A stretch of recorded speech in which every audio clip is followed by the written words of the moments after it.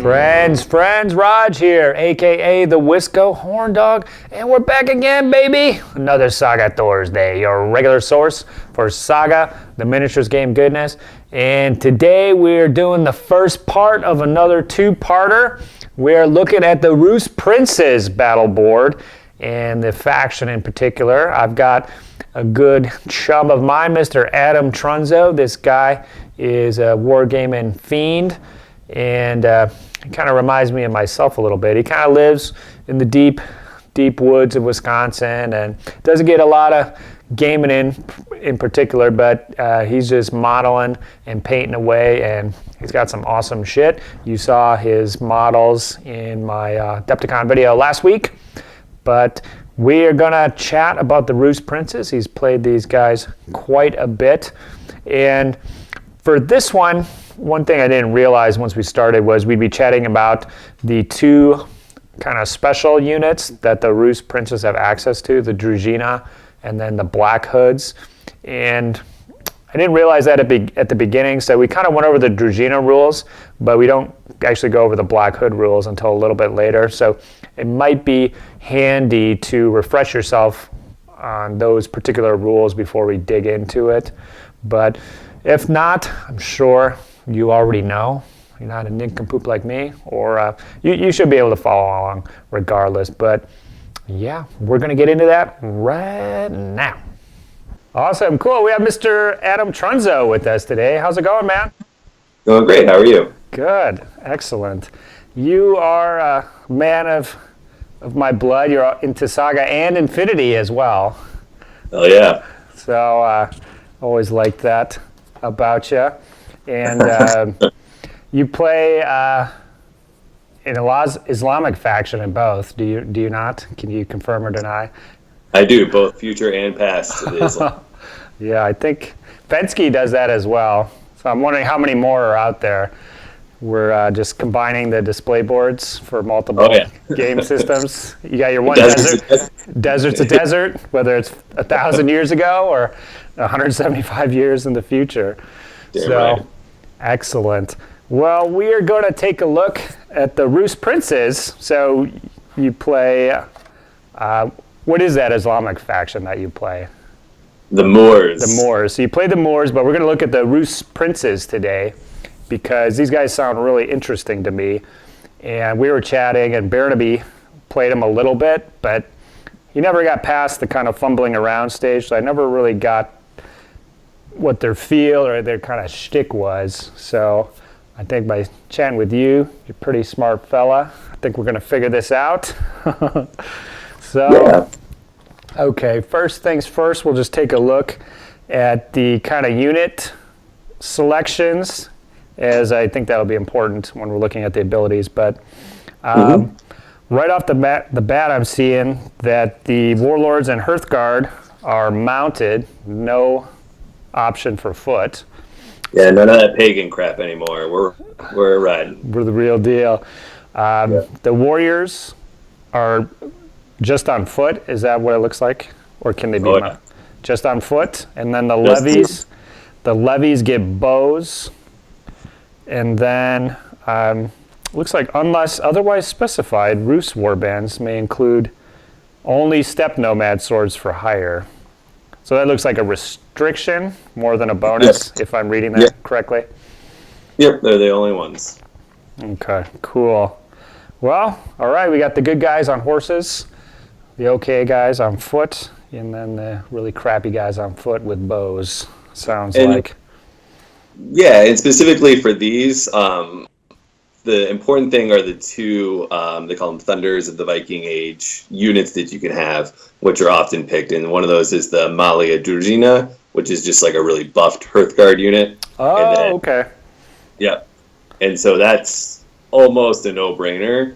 And then the other one's just like a really buffed Steppe Tribes unit.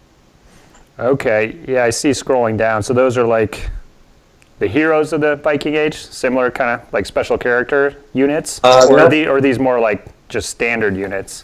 They're dogs of war, I guess. Okay. But they're super good, and so most every army will have Mala Družina in there. and some might have like the super step nomads, the black hoods. Okay, so what are I might as well just go over their rules real quick. What separates these guys from the, I guess, normal dudes? So you can only have a unit of 8 of them. They're Hearthguard. They're always armor 5, no matter what. Even though they have bows, even though they're mounted, it's just 5s and 5s because they're just that badass. Oh, cool. They generate 2 Saga dice instead of 1, even though they're 1 unit. And before the FAQ, they had the Warlords shrug off the first wound rule. Wow, so that's awesome. They ride around and kill everything and not die. But it got changed, so now it is they get to re-roll a failed defense die, which is still not bad. That's still pretty decent. So these guys are both shooty and fighty then? It sounds like it? Bows. Yep. Oh, the real deal. Excellent. The only drawback is when they die, every other, or if the whole unit dies, every other unit in your army takes a fatigue. But if they're dead, you're dead anyways. Yeah. Yeah, sign me up for that. I don't I'm not too worried about that. So, okay, cool. Well, let's take our first look at the battle board. And it looks like the left-hand side seems pretty standard. The combat pool is for melee, shooting, or a shooting reaction. So you can buff your attack or defense pretty much in any phase, it looks like. Mm-hmm. As we go through the boards, I see some purple crosses on here. Do you want to just elaborate about those real quick? Yeah, so the purple crosses can be used only for your Hearthguard, your Warlord, and that special upgraded Step Tribes unit can also use them. Okay. So not everybody will be using that. But we'll take just your big just a big nasty. So, okay, let's take a look at the first one, Princes of Winter. This is an Order's reaction ability. Until the end of the current turn, the armor value of all your Hearthguard and Warlord units is increased by 2 against shooting, and that takes an uncommon dice. So, yeah, wow, that seems pretty good. As far as your bang for your buck, so you're protecting multiple units, and it's for the entire turn instead of most of the shooting defense is just one single volley it protects you against. And for uncommon, that's not too shabby. Obviously, against Step Tribes or something, maybe the Welsh, you're going to get a little more bang for your buck. Oh, yeah. Yeah, it's also particularly nice against things that don't allow you for shooting reactions. So like the Nafatun that the Islamic factions can take, they say you're not allowed, we skip step 3 of this shooting, so you wouldn't be able to play all those cool shooting reactions anyway. So this at least gives you something. Oh, yeah, true. And it's interesting that it increases by 2, because normally they start at a 5 for Hearthguard, it goes to 6 and then 7. But then against crossbows, it'd be back to a 6, and then the Nafatun would be basically a straight out. Are they +2 to hit? So it works a little bit differently. You can never get to 7, so you'd plateau at 6, and they knock you down from there. Okay, interesting. But if you don't field the Mala Druzhina, if you field regular Hearthguard, then they still have that 4 against shooting anyway, so it buffs them up. Okay. So if you field the special units, it helps them a little bit. But if you field non-special units, it helps them a lot too. Yeah, that makes sense. You got to follow the order of everything. It's not calculated simultaneously. Okay, right. My bad. Not too shabby. Yeah. Probably be using that either every turn or never in your games. Yeah. So, okay, let's take a look at Grey Wolves. Do you want to read that one off? Yeah. If no unit engaged in this melee has any fatigue, your unit gains 4 attack dice.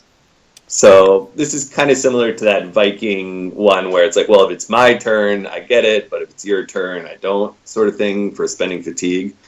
So this one's really good because it's basically you holding your sword up and saying, all right, go ahead and spend my fatigue. If they do, you hit them.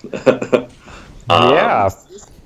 This one's good. I mean, if you go in for your first order of your turn, you're pretty solid as is. You can spend their fatigue and get a bunch of bonuses. But this is also particularly good in defense because if you have a fatigue on you and you have this, it makes the enemy think twice about spending your fatigue. Yeah, absolutely. That sounds cool. I love those kind of mind game type abilities that you can use. So yeah, if no unit engaged has any fatigue, so both you and them. So yeah, for an uncommon die, I think definitely another good ability here. Yeah. Interesting. Okay, let's move on to Under the Dark Skies. This is a common shooting ability. If the enemy suffers at least one casualty during the shooting, it must immediately make a disengagement movement as if it was disengaging from melee with your unit. They're back. Run! Yeah. Back off. Okay. So this is kind of interesting because it doesn't make you killier or improve your abilities at all. It makes them take that move. So why don't you tell us maybe how this might work? Yeah, so there's kind of three ways that you can use this, but being able to move your opponent's units around is super powerful, especially for a common. And considering the fact that if you have the special Druzhina, they all have bows, so you're getting 7 or 8 shots depending if you have a banner. So you'll probably kill somebody. So the first way that you use this is you dig people out of hard ground. So if they're in a building, forces them to leave a building. Ooh, yeah, that's nice. So if you're in like Homeland or something like that, it's like, nah, get on out. Or out of rough ground. The other option is if you shoot in your turn with those Hearthguard with bows, and then that last activation, you hit them and you push them outside of L, that means it takes that much more for them to get back to you. Like if you're going up against another cavalry force, it pushes them out of true. And then the other thing that you can use it for is if they've got a unit protecting their warlord, now they don't. It runs away on its own. Wow. Okay. Yeah, that as you've gone through each of those examples, it does seem a lot handier than it appears on the surface. So this is kind of like the setup for a potential knockout, like the 1 and the 1-2 punch potentially. Wow, yeah, a lot of different uses for that. I love the idea of pushing people out of buildings or difficult ground. So, you guys you thought you were safe in the rocks and stuff. Why don't you come on out and then I'll run you down by horses, like with no penalties or anything. Yeah, that's cool. It's a interesting thematic ability. So we got a nice mix of abilities so far. Yeah, and if you think about this one and pushing somebody out of the way, not only are you're basically spending a Saga dice to spend another activation for them because they have to get back into position they were before and keep moving. So it's good. So you had some good ideas here. So during the actual course of the games that you play, like how often do you find yourself using this? Like once or twice per game, or is it more situational than that even? I think one thing it'll do is it'll force the enemy to do a couple of things even if you never use it. It'll force you to keep 2 units by his warlord. It will keep them from maybe even selecting houses when they choose their setup. So then maybe you pick the house to put your foot warriors in or whatever.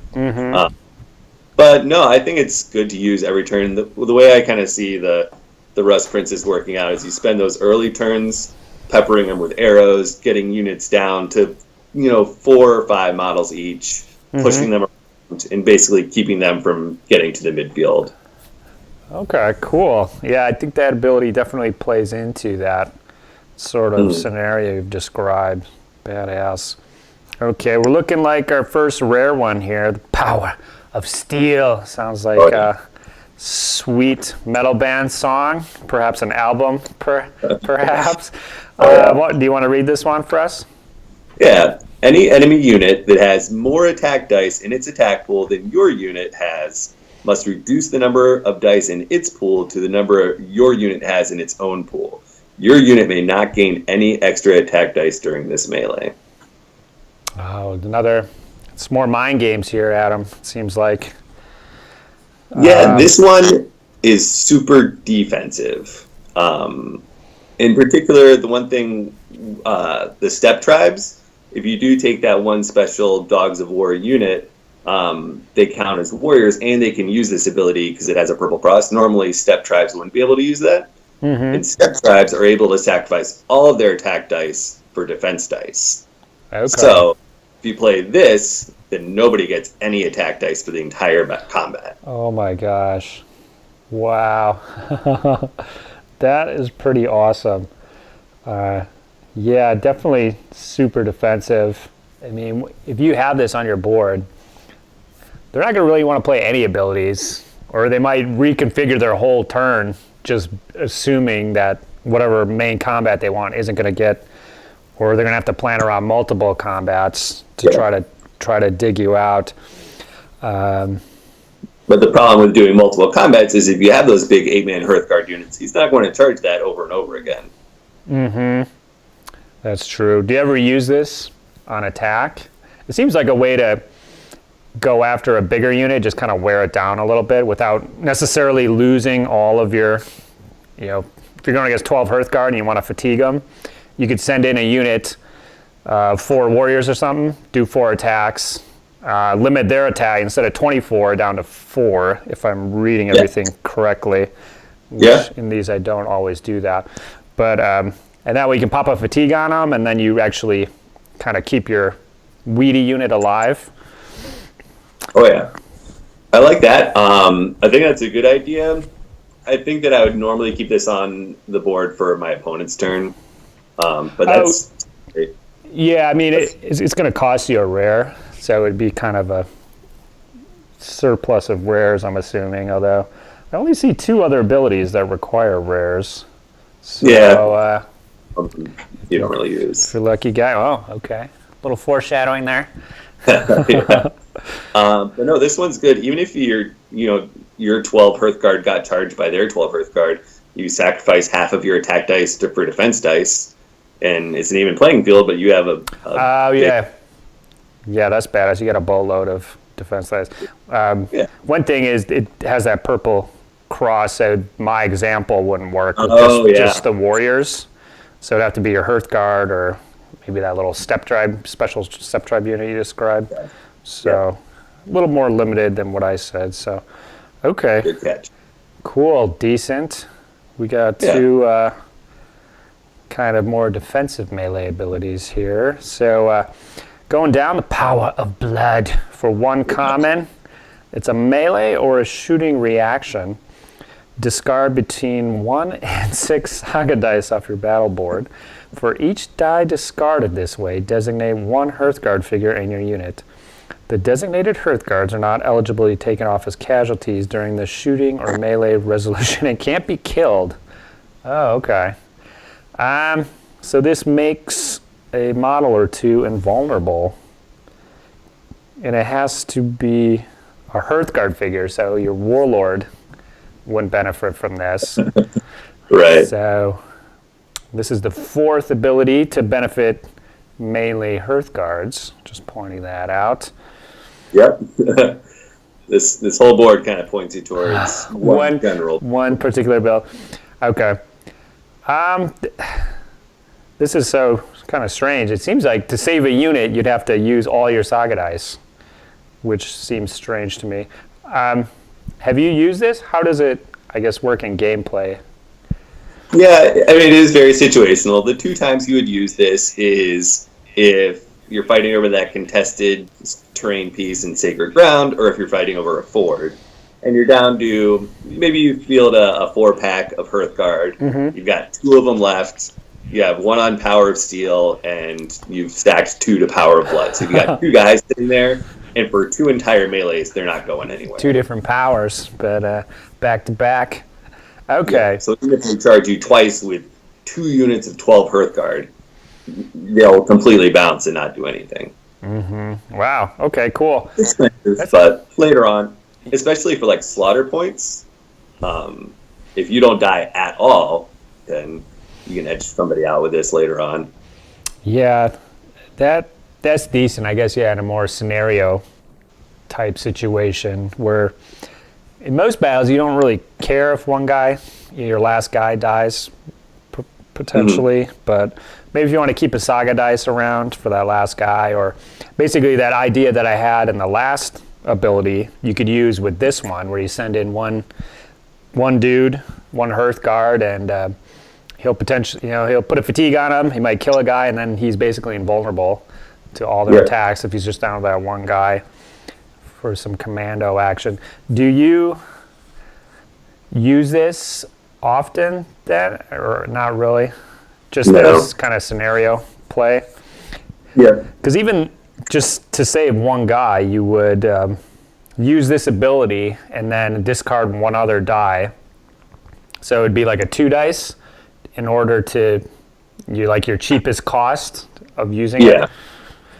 But this is for those games where you just had that big swirling mess where everybody's just killing each other and there's just like little units here and there, because this can also be combined with a couple of other battleboard abilities to make somebody bounce, and that can do a couple other things. Okay, cool. Well, let's get on to some of those, shall we? Looks like the Winds of Despair is up. Do you want to tackle that one? Yes, this one's interesting. Any non-warlord unit with less than 4 models that should disengage from this melee is eliminated instead of disengaging. Wow. Okay, so one thing that jumps out at me, is that for both players or just the enemy? Yep. Am I reading that right? Either player. Okay, cool. Well, obviously, if you have a small unit, you would be less inclined to play this particular ability. But, okay, 2 comments.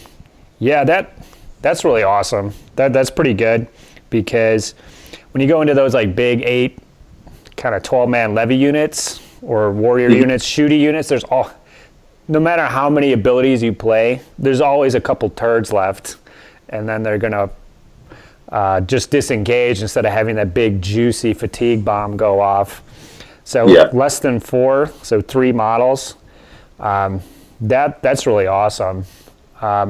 And even if you could catch out Hearthguard on that, ooh, that'd be super juicy. One thing is, I'm seeing some particularly devilish stuff. You could use your defensive abilities. They come in, basically you ensure that nothing is going to happen with some of your defensive stuff, and the attacker will always bounce back. So, oh yeah, juicy. Got it. Okay, is this an every gamer ability?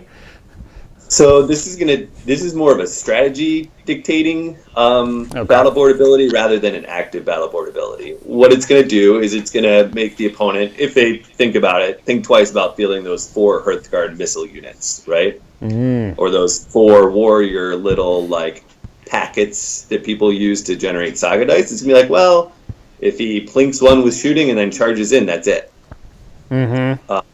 The other thing it does is it can dictate your early game shooting targets. So if you can get the enemy warriors or Hearthguard units down to 4, preferably, or 5 models, then the opponent's going to be looking a little iffy as you get ready to charge in. So okay, yeah, that definitely does play into the shooting abilities of everything, because you're never going to really wipe anybody out with the shooting, but if you can combine some shots from a couple different units and then go in, pop this, you could easily see that chain of events happening not uncommonly. So yeah, for two common ones, that's juicy. Anytime you can just remove guys, I think that's a great ability. Just bypass that defensive roll where they have a chance to just roll all 5s and ruin the most carefully laid plan. So this is just bloop, bloop, bloop. See ya. So cool. Yeah, that's badass. Next up, we got the Parting Blow. This is another Purple Cross Hearthguard Warlord in the Special Steppe Tribes in the Dragina. It's an activation ability, 1 common. Activate one of your units. It may be activated for either a movement in which it may not engage in melee, but may shoot, as if armed with javelins, or a Mine says eschewing. Does your or eschewing as if armed with bows? The fatigue does not generate this activation doesn't generate a fatigue. So, okay, cool. So, may activate the movement. So normally, these guys just have regular bows, not composite bows? Typically, the Rus Princes. I don't know if we. So, the only people who have bows are the Malia Okay. Earth Guard, or the steppe tribes, the Black Hoods. They have composite bows. Okay. But nobody else has bows except for those, those levy. Okay, so this would basically count your Hearth Guard as if they did have bows or javelins, whichever happened to be more handy. And it doesn't generate a fatigue. So basically, it's a common. This is a pretty good deal. It's a common. So you're going to have one of those. And basically, you're going to do a move anywhere sometime. And you're going to have Hearth Guard for sure. So yeah, this looks like every turner here. Is that no reason not to? Yeah, as far as I can see. Badass. This one's kind of interesting because it does, if you do field a second big Hearthguard unit of 8 or however many alongside of the Maladrushina, that this gives you that little bit of extra activation and punch for those armies like the Pagan Rus or the Spanish who can say that one unit isn't going to move anymore this turn. They can say, okay, I've still got a little bit of shooting. I've still got some stuff going on over here. It doesn't generate a fatigue. That's awesome. I've been on record for saying any Saga ability that grants shooting attacks to non-shooting models is pretty awesome in my book. And that's really cool. You just can't engage in melee, so that's it.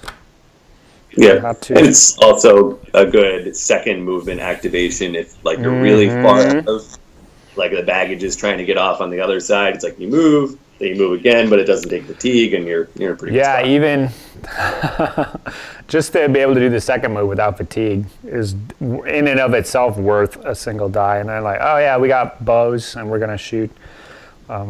The only downside is just Hearth Guard or Warlord, basically. So, okay, juicy, me likey.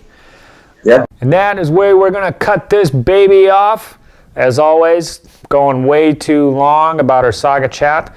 And we're going to save a little bit for next week. So we're going to finish up next week with the remaining battleboard abilities. We're going to take a look at the different builds that are favored, maybe overall tactics, and then what to do if you're playing against these guys. Seems pretty interesting so far. I don't really quite know where this is going. So we're going to find that out.